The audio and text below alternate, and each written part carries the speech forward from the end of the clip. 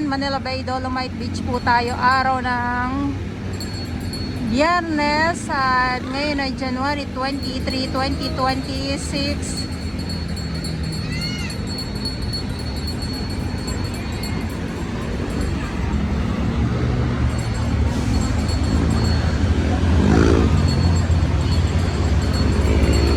Wala po tayo nakikitang mga samot-saring mga kalat at yes, maraming salamat sa ating mga Manila Bay Warriors na naglilinis araw-araw po dito. Estero Rangers ng DNR, MMDA, DPS Mandaragat.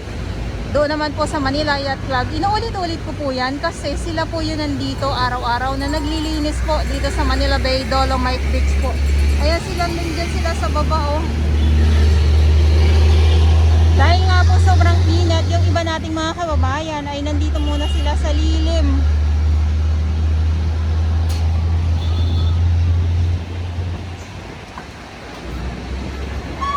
At punta tayo dito sa loob, silipin natin yung Dalampasigan. Ay, Dalampasigan! So, sobrang init po at maganda yung sunset again mamayang hapon. Or mamaya-maya po. Kaya abang-abang na lang din po tayo.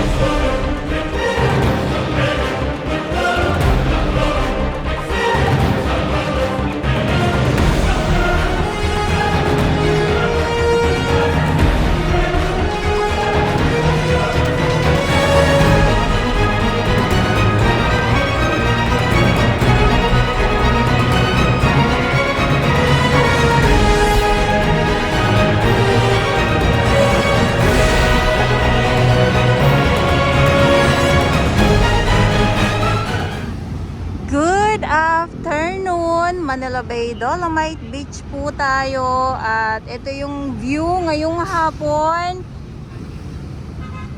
maaliwalas at napakaganda. So dito yung entrance, ayan yung entrance, dito naman po yung exit naman po. So dito muna tayo sa view, napakaganda at yung mga bulaklak, ay grabe na mga bulaklak na yan, di ba? Ang sarap sa mata pagmasdan.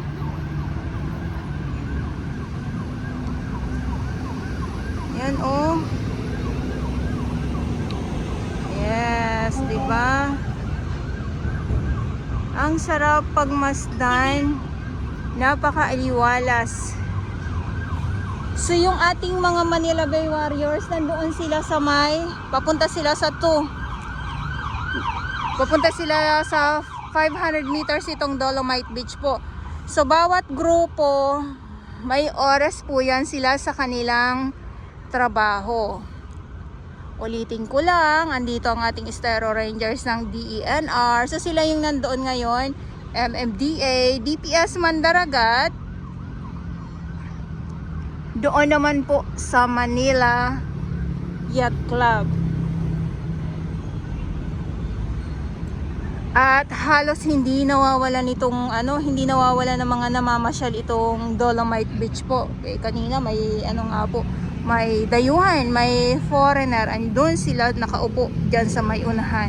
Syempre, ang inaantay din po ay ang sunset. Ayan, so dito naman ikot ko lang po kayo. Ayan. Ganda, di ba?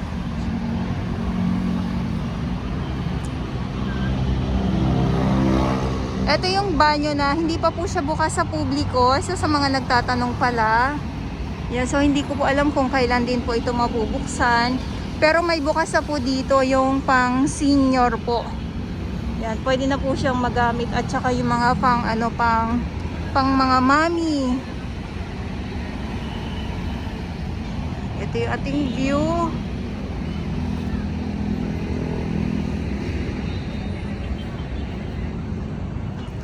So dito naman po ay yung pagkuha ng mga ito ano na to yung mga semento, yung na, ito, mga semento na po yan.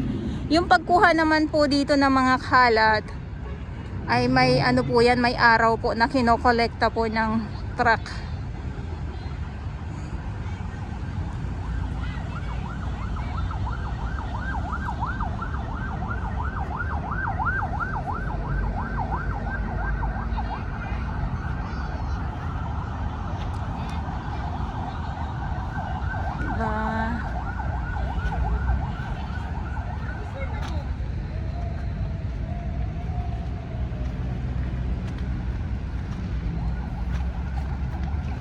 So lakad muna tayo dito sa may unahan.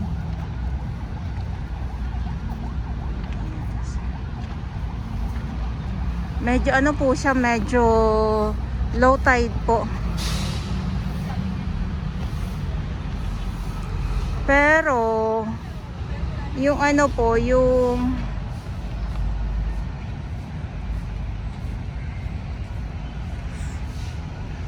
mga lamang dagat na nakukuhanan ko ay sa ngayon ay hindi ko po sila makukuhanan gawa ng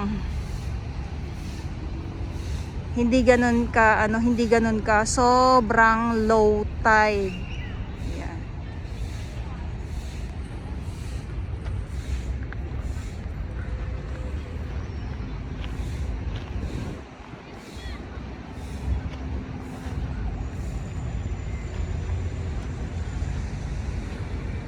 So may maintenance day pa din po, so hindi po nawawala.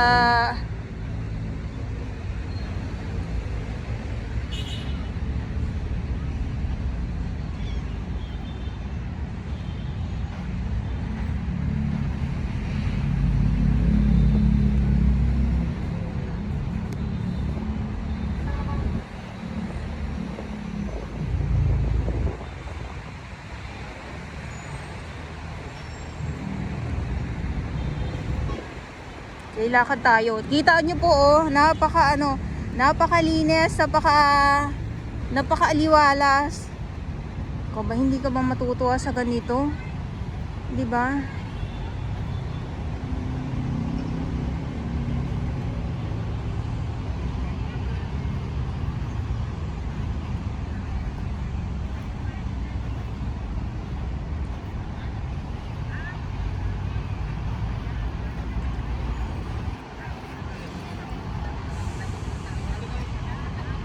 Si ating hello po. Malilim po kaya di ako nagpayong. Ito po ang ating view. 'Di ba? Ang liwanag.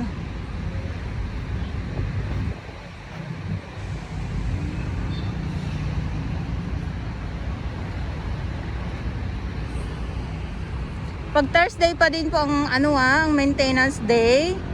Yan, sa aking mga viewers, sa mga hindi po nakakaalam, inuulit-ulit ko po yan. Kasi may mga viewers po ako na pupunta dito sa Dolomite, tapos hindi po sila nakakapasok. Kasi po pag Thursday po talaga, lalo na pag ay umaarangkada yung makinarya dito. So hindi po kayo papapasukin. Pero pag okay naman, minsan pag sa hapon, ayan, so pagtapos na yung kanilang gawa, nagpapapasok naman po. Ito naman yung Mandamus office na ang inaabangan ko dito ay ang coffee shop naman po. Yun.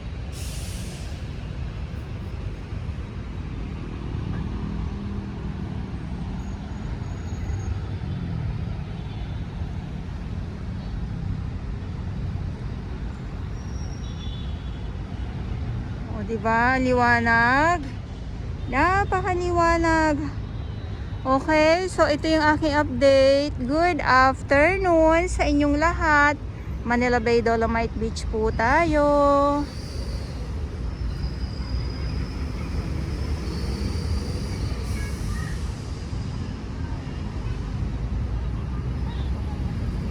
So medyo dumadami-dami na. Tulad ng nababanggit ko, kung gusto nyo po ng medyo hindi maingay. So dito kayo sa 2. So bihira po yung tumambay dito.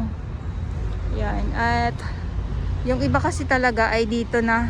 So pagpasok pa lang, pwede ka nang upo talaga dyan. Ayan. So mag ano na, picture na or mag relax na, upo na, tapos picture na din.